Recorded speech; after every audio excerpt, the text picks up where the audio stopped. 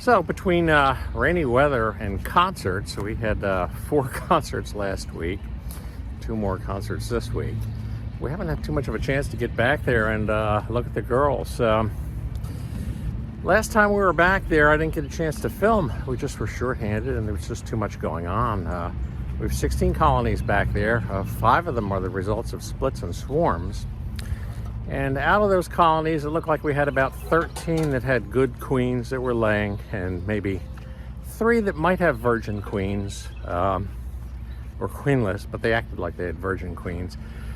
Problem with a virgin queen is she's got to go out and mate, and a bird can eat her, or if she's not sufficiently oriented, she may end up in the wrong hive, and that doesn't end well. So I want to go into those 3 hives first, and hopefully Ed's going to catch up with us, and we'll take a peek at the other ones and see if there's any pressing needs or anybody hanging in a tree. So here we go.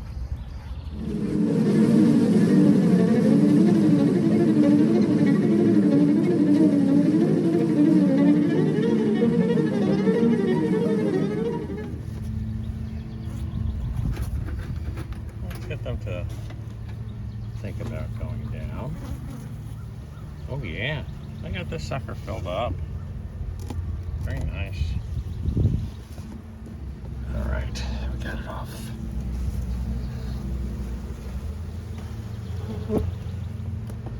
Now this is one of the 3 that I was talking about, but we don't really have any signs of a queen laying, but might have had a virgin queen in there.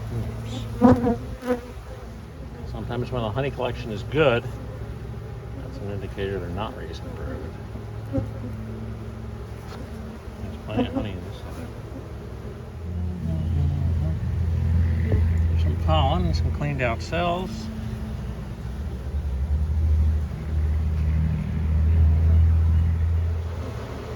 They're a little loud downstairs, so this could be a queenless hive.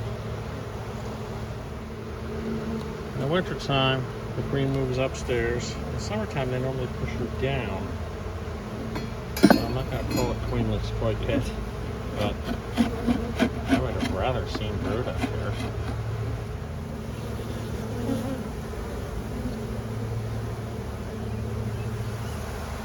Nothing yet. Wait a second.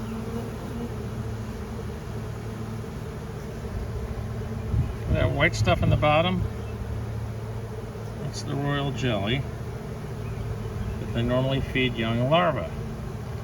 I believe I see eggs. I don't know whether this is picking up in the light.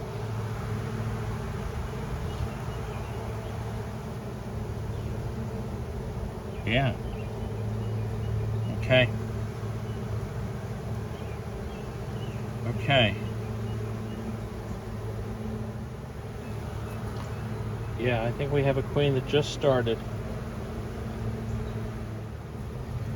Yeah, so we'll give this hive another week at least. Because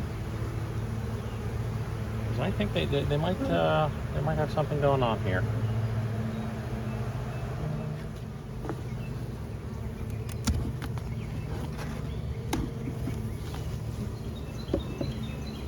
Let's grab it with the excluder.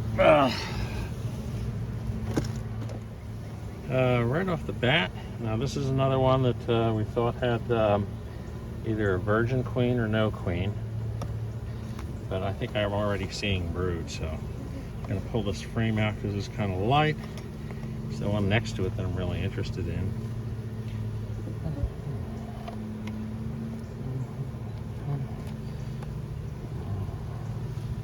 Oh, we'll look at this anyway. Clean cells. Ugh. Propolis. You girls just love the propolis.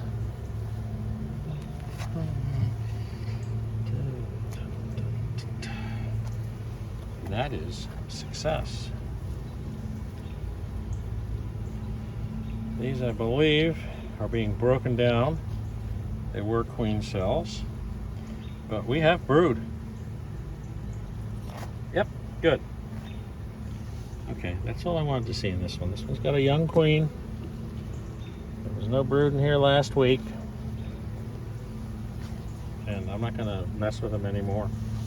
Give them a couple of weeks, and we'll see if she populates out a lot of frames. But I see one frame with worker brood. Worker brood means you don't have laying workers, and you got a queen. Hive number 2 for now is stable. This is hive number 3, and it's the final one that didn't appear to be queenright, or didn't at least have a laying queen. Well, there's certainly bees in here. They're cooking right along. I like these top screens. Oh, God, that's heavy.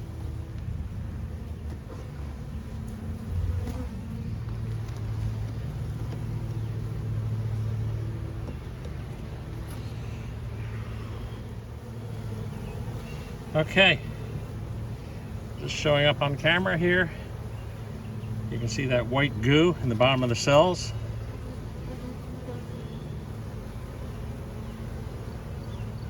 That's what we saw on number 1. We got larvae growing. That's all I needed to see in this hive. Okay, it looks like our 3 hives that had problems are all now queenright. Good. Now from here on in, I'm going to look for whitened combs. I don't have Ed here, so I don't think I'm going to go down and look for queen cells unless I really suspect something's going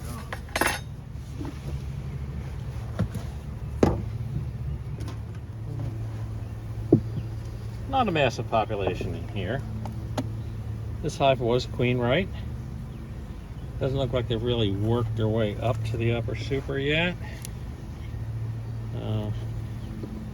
Let's take a quick look here. It's good to make sure you didn't like trap your queen upstairs above the excluder. Nope, it's just a little bit of nectar starting up. Okay, these girls really don't have the field force yet to get things going. This is one of our splits. See? I don't think they're so super strong that they're boiling over downstairs getting ready to swarm, but of course you never can quite tell.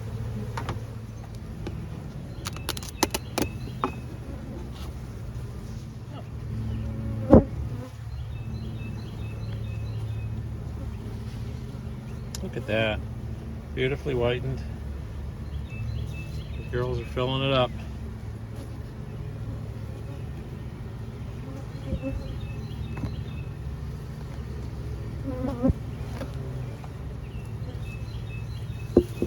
As many may have noticed already, I'm kind of a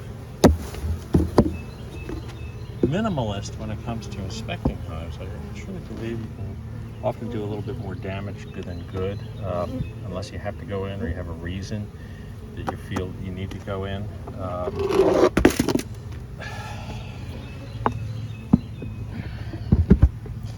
This time of year is swarm season, so anything goes.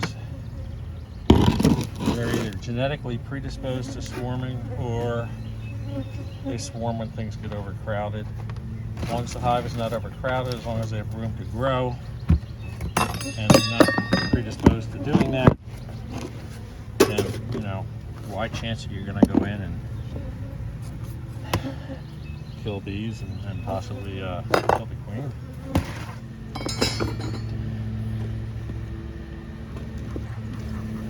Give them a little smoke. This does not have a this does not have an excluder on it because I haven't supered it up yet. Let me change today. We'll see what we got down here. Pollen patty that's being eaten. That's a sign brood's being reared. There's brood. Empty cells apparently have additional eggs in them. There's some larvae towards the edge. Had some hatch out. Good. I'll take one more look at one more frame here.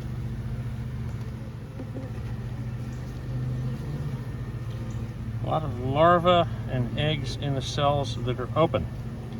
That's what you want to see. Sometimes when you see scattered brood, there's a concern, but I'm not too concerned on this one because they're just relayed that fast. So, I think we're good on number 6. I don't think we're ready for a super. This one might need a super. Let's see. There's a lot of bees in this colony. I think we're going to have to take a peek down here.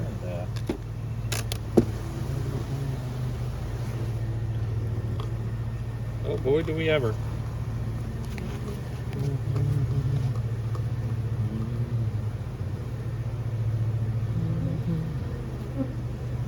This frame here, 1, 2, 3, 4th frame in. It's got a number of developing queens. I'm going to pull that frame.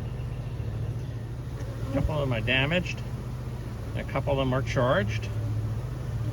So you know what I'm going to do with this frame? I'm going to put it in that first hive. First, I want to make sure we don't have a queen here.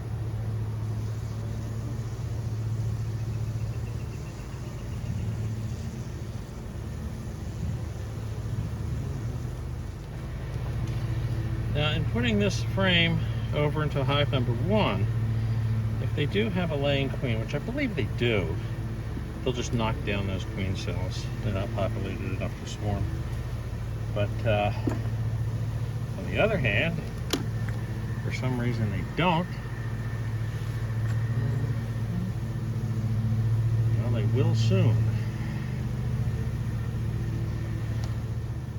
Because of the fact that we saw so many cells up here, I'm going to go downstairs and do a bit of an inspection. This does not strike me as an overpopulated hive. It doesn't strike me that it has a weight that I should worry about supering it up. But they seem to have the swarming urge.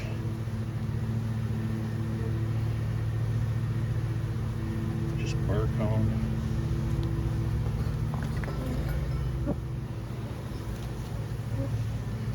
Good brood. No cells. Good brood. No cells. Okay. During the early spring, the late fall, you don't really want to change the order of your brood chamber. We're into summer, and we're summer. Actually can be helpful because it knocks down the urge a little bit. Drones, but those two are queen cups. So the story here is if you're throwing on a blank super, it's good to bait it with a couple of slightly drawn frames.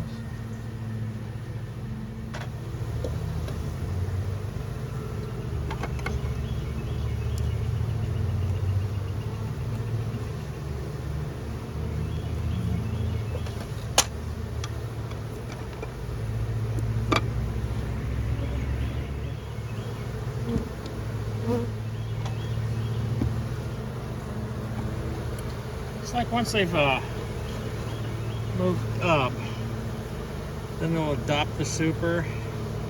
So having some drawn frame above there seems to do that. So Ed, who came through the winter with one hive, really it was only 2 before.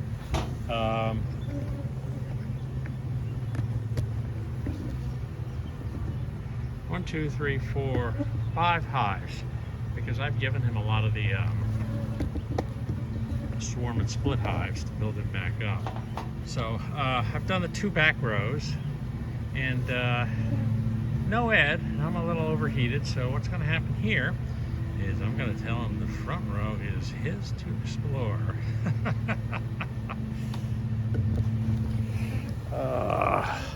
So in any case, another week from Buzz Park. Back to doing concerts. I don't know when we'll be back on, but oh, they're getting a little feisty now and getting after the camera. In any case, remember to like and subscribe, and we'll see you next week or whenever soon from Buzz Park. Take care. Goodbye.